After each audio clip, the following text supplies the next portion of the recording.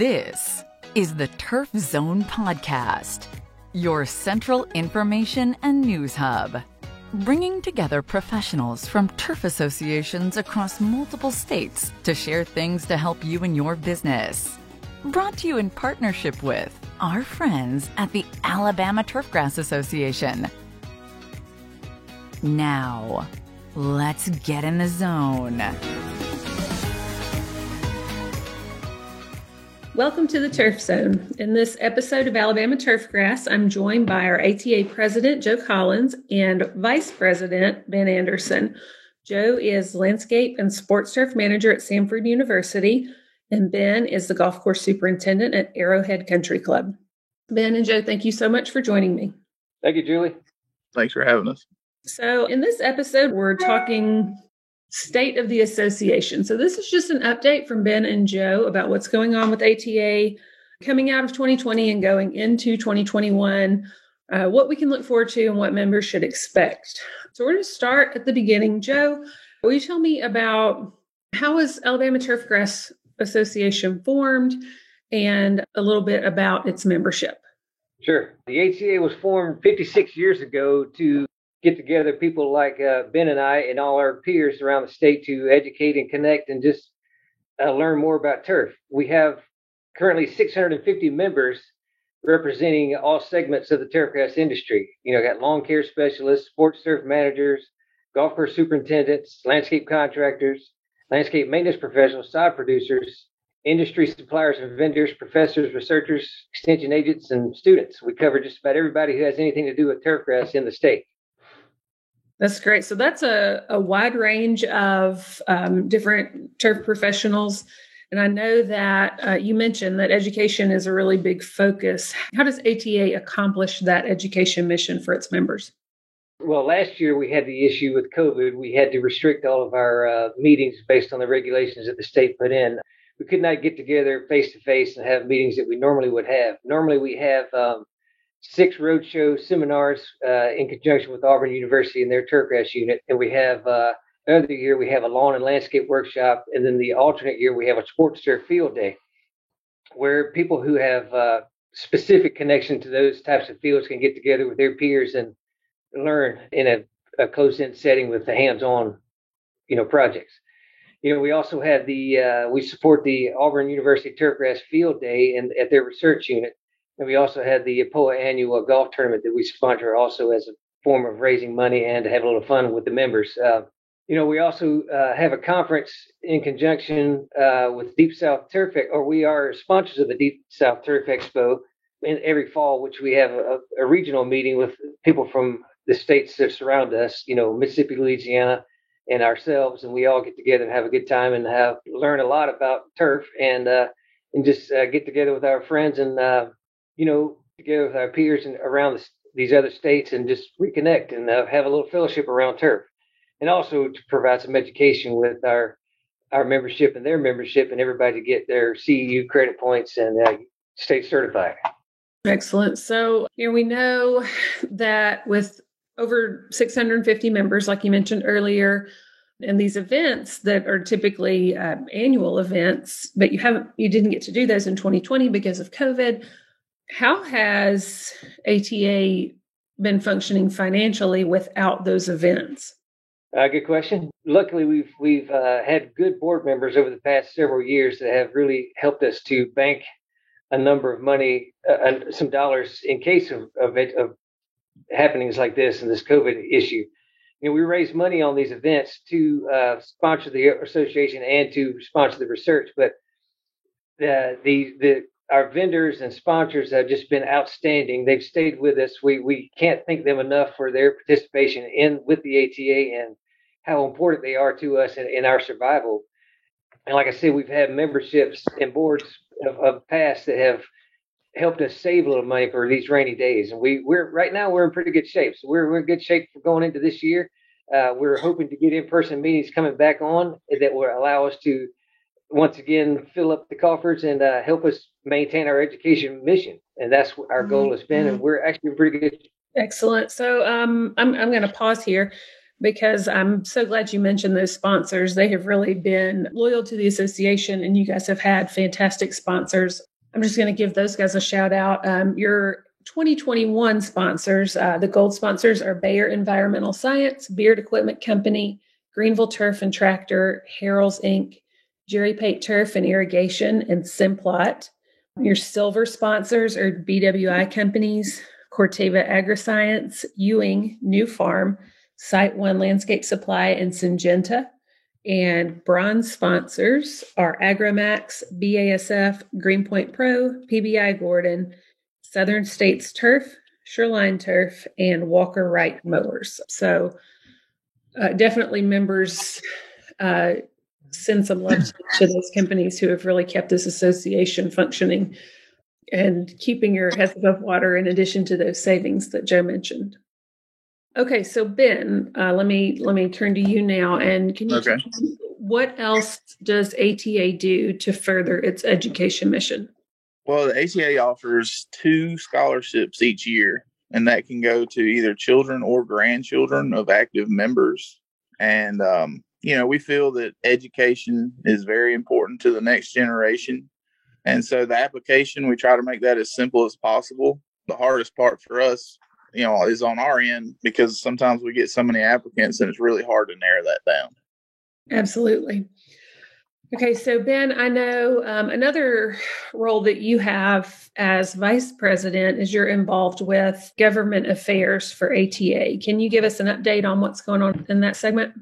Not necessarily a typical role as an active vice president. I was just also the grassroots ambassador for the GCSAA.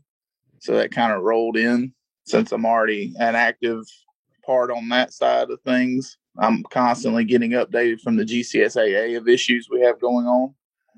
But at this moment for Alabama, the ATA is involved with other green industry associates to help the Alabama Agriculture and Industries Department formulate the requirements and fees for a new pesticide category.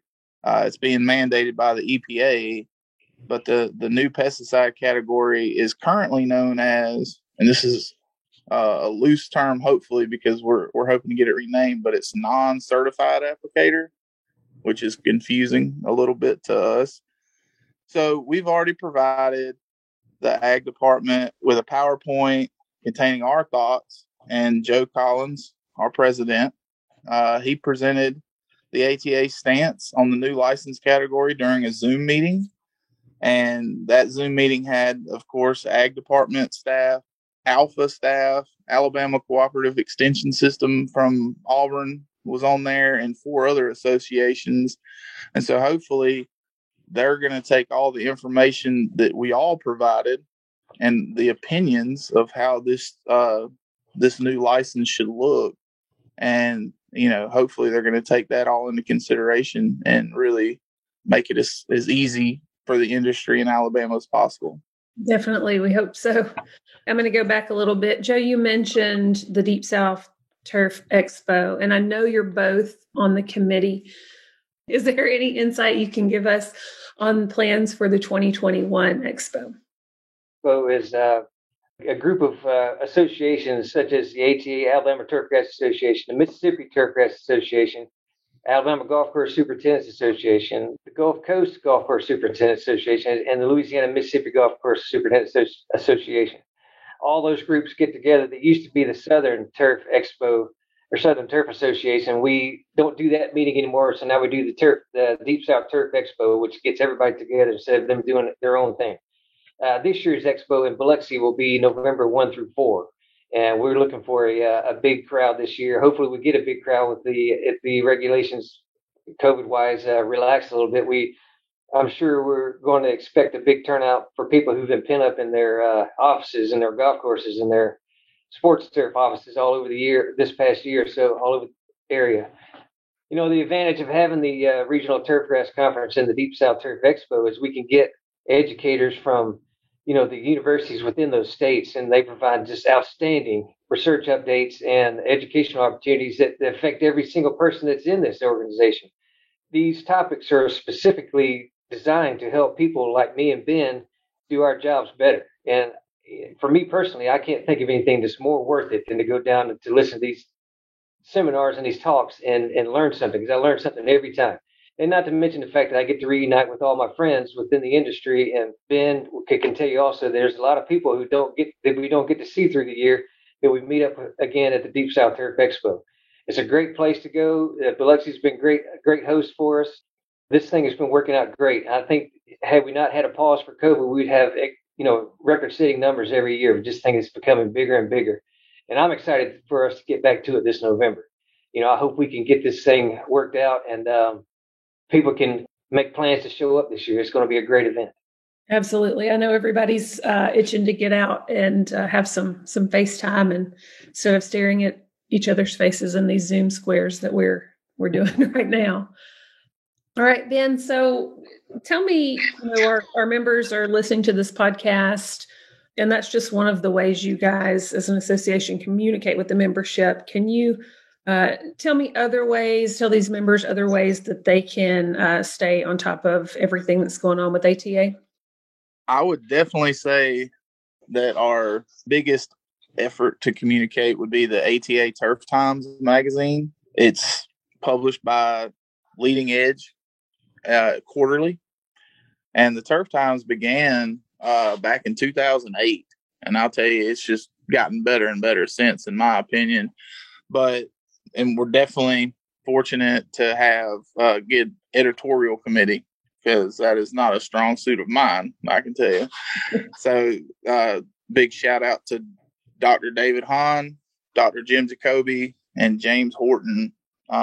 They provide invaluable insight into topics and interests to our membership, hopefully.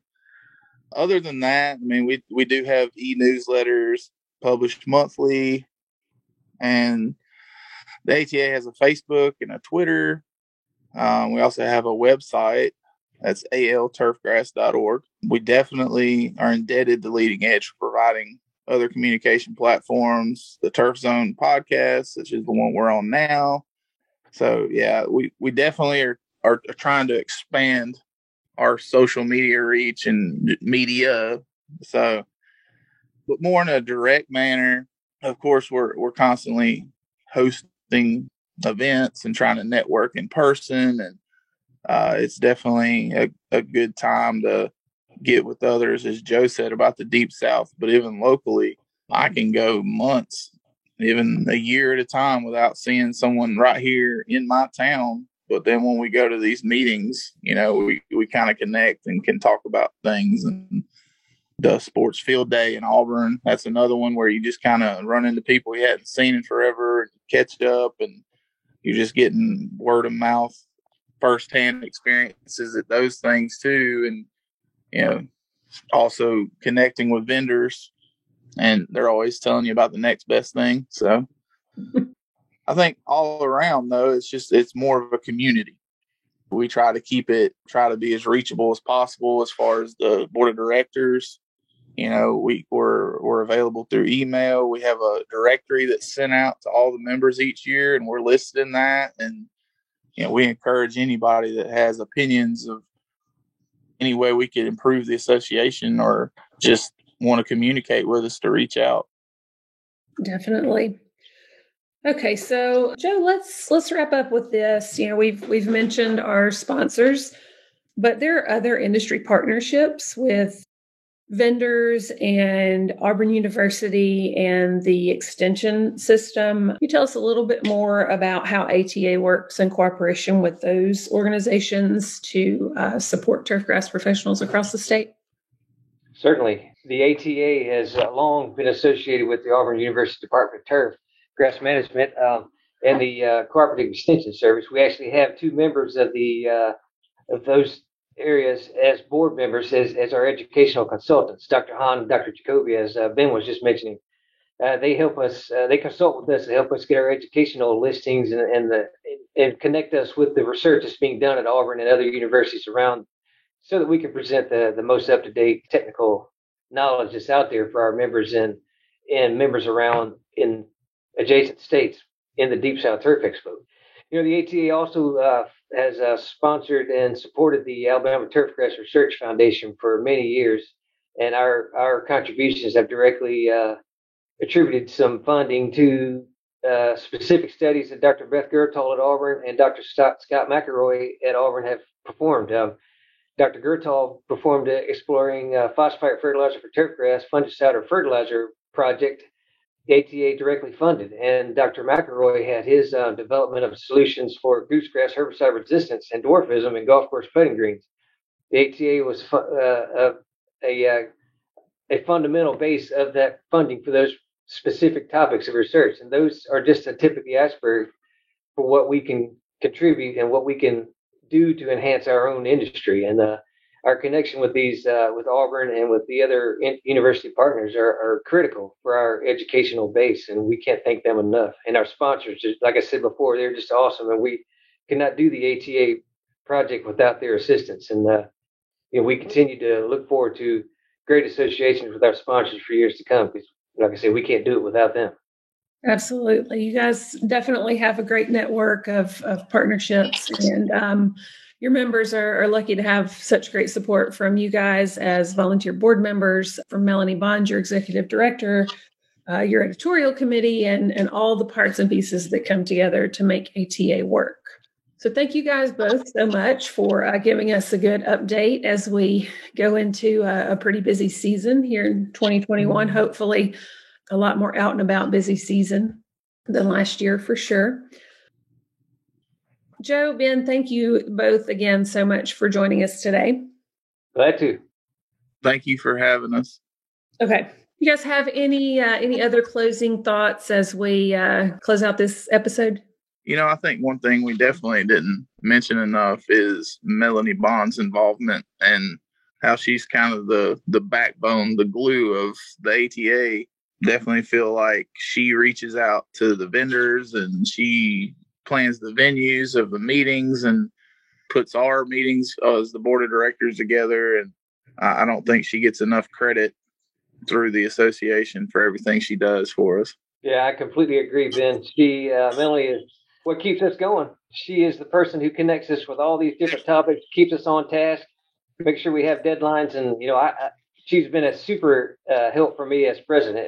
This president stuff is blowing me away, but she's helped me get through it. And she's been invaluable. I can't thank her enough. Absolutely agree. Melanie is fantastic. So for those of you listening, if you happen to see Melanie in person, give her a elbow bump. Is that what we're doing these days? Or an air high five. So special thanks to Melanie and everybody who works so hard to keep ATA the excellent organization it is. Check out our show notes for links to stay up to date with ATA, and don't miss an episode of Alabama Turfgrass. Subscribe on Spotify, Apple Podcasts, or wherever you get your podcasts. You can also visit us at theturfzone.com. You've been listening to The Turf Zone. For more episodes of The Turf Zone, visit theturfzone.com and subscribe on Apple Podcasts, Stitcher, or your favorite podcast app.